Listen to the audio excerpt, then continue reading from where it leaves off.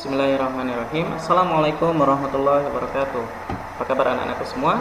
Semoga selalu sehat dan selalu bersemangat dalam menuntut ilmu dan beribadah. Insyaallah, alhamdulillah pada kesempatan hari ini Ustadz akan mengajarkan kepada anak-anak semua tema 1, subtema 2. Baiknya, sebelum mulai belajar, kita mulai dulu dengan basmalah. Bismillahirrahmanirrahim. Insyaallah yang pertama adalah mata pelajaran bahasa Indonesia. Pada mata pelajaran bahasa Indonesia ini Ustadz akan ajarkan tentang kalimat ajakan. Kalimat ajakan itu kalimat yang mengajak, isinya mengajak atau meminta, bisa teman, bisa orang tua, bisa saudara untuk melakukan sesuatu. Dan dalam kalimat ajakan ini ciri-cirinya adalah selalu ada kata ayo dan kata mari. Contohnya adalah ketika kita mengajak teman untuk bersama-sama melihat teman-teman yang lain bermain, kita menggunakan kata ayo. Nah, kalian semua pasti pernah mengajak orang lain, ya. Bisa mengajak teman, pasti bisa pernah mengajak orang tua, mengajak adik, kakak atau yang lain. Ya, ketika mengajak orang lain, misalnya ketika mengajak teman bermain, baiknya kalian harus menggunakan kata atau kalimat ajakan yang baik. Ya, tidak boleh mengajak teman tapi menggunakan kata yang tidak baik.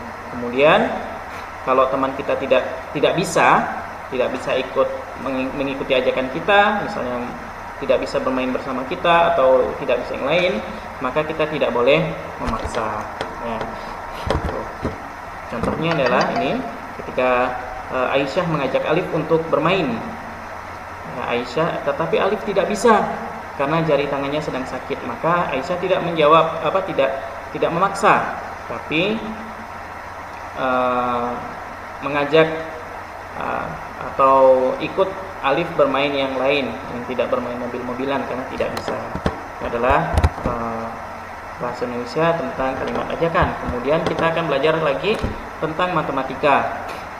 Ya, di pelajaran sebelumnya kita udah sama belajar tentang nama bilangan dan lambang bilangan.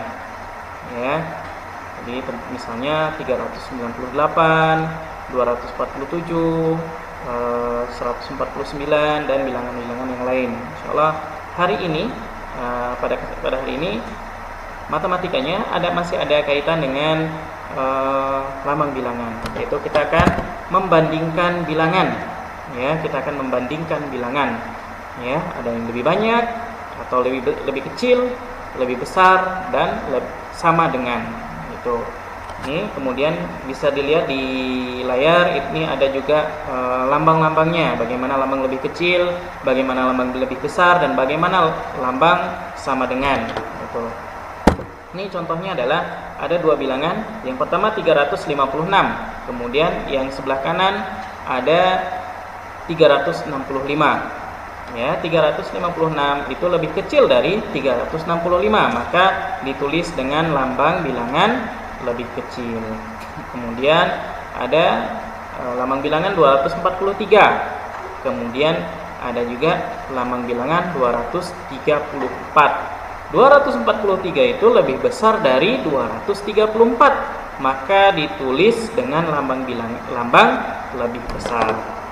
Ya. Kemudian ini ada contoh yang lain, ya, mengisi titik-titiknya dengan tanda lambang lebih kecil, lebih besar atau sama dengan. Ya, yang nomor 1 ini ada 146 dengan 176. 146 itu lebih kecil dari 176, maka dia diberi tanda lebih kecil. Kemudian ada yang kedua 276. 276 itu lebih kecil dari 297, maka sama dengan nomor nomor pertama, diberi lambang lebih kecil. Kemudian yang ketiga ada 398 dan 324. Jadi 398 itu lebih besar dari 324, maka diberi tanda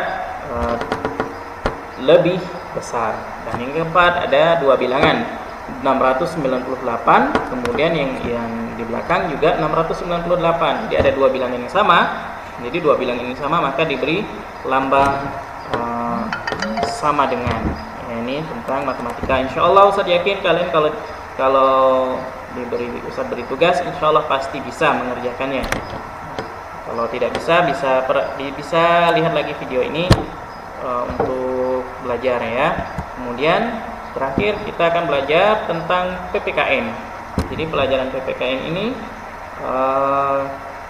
kita akan sama-sama belajar tentang Pancasila. Ya, pelajaran sebelumnya juga kita sudah belajar tentang Pancasila dan mengamalkan Pancasila. Kalau di pelajaran sebelumnya kita mengamalkan Pancasila di rumah, hari ini kita akan belajar Pancasila dan mengamalkan Pancasila di tempat bermain. Ya, yang pertama adalah ketuhanan yang Maha Esa. Jadi cara mengamalkan, contoh sikap mengamalkan Pancasila. Sila pertama Pancasila di tempat bermain adalah yang pertama, tetap menjalankan kewajiban kita dalam beribadah kepada Allah Subhanahu wa taala meskipun kita sedang bermain. Misalnya kita sedang bermain, kemudian tiba azan asar misalnya, maka kita harus segera melaksanakan sholat asar. Tidak boleh melanjutkan permainan kita sampai kita tidak menjalankan kewajiban kita. Itu yang pertama. Kemudian yang kedua adalah kemanusiaan yang adil dan beradab. Itu sila kedua. Ya, caranya mengamalkan Pancasila yang kedua di tempat bermain adalah yang pertama saling membantu, ya, kompak dalam bermain, ya. Nah, itu. Kemudian yang ketiga persatuan Indonesia. Ya, dalam menjaga mengamalkan sila ketiga Pancasila di tempat bermain ini adalah tidak boleh bermain dengan teman, tidak boleh memilih-milih dalam bermain ya, dan kemudian harus kompak juga dalam bermain. Kemudian mengamalkan sila keempat di tempat bermain adalah ya harus kita bermusyawarah misalnya dengan teman sebelum kita menentukan permainan apa yang mau kita mainkan di tempat bermain tersebut. Kemudian tidak boleh memaksa teman, ya. Misalnya teman tidak bisa ikut bermain dengan kita tidak boleh memaksa teman untuk ikut bermain dengan kita. Kemudian yang terakhir, keadilan sosial bagi seluruh rakyat Indonesia. Ya, nah, ini juga bisa kita amalkan di tempat bermain. Ya, misalnya contohnya adalah berbagi. Ya, boleh berbagi apapun, berbagi apa saja dengan teman di tempat bermain tersebut. Kemudian yang kedua adalah tidak memilih-milih teman dalam bermain. Semuanya harus kompak, harus bersama-sama bermainnya. Insyaallah demikian materi pelajaran yang bisa Ustaz sampaikan. Semoga bermanfaat dan Ustaz doakan semoga kalian semua selalu sehat dan kita bisa segera bertemu di kelas ya, dengan belajar seperti biasa. Kita akhiri dengan alhamdulillahirabbil alamin. Wassalamualaikum warahmatullahi wabarakatuh.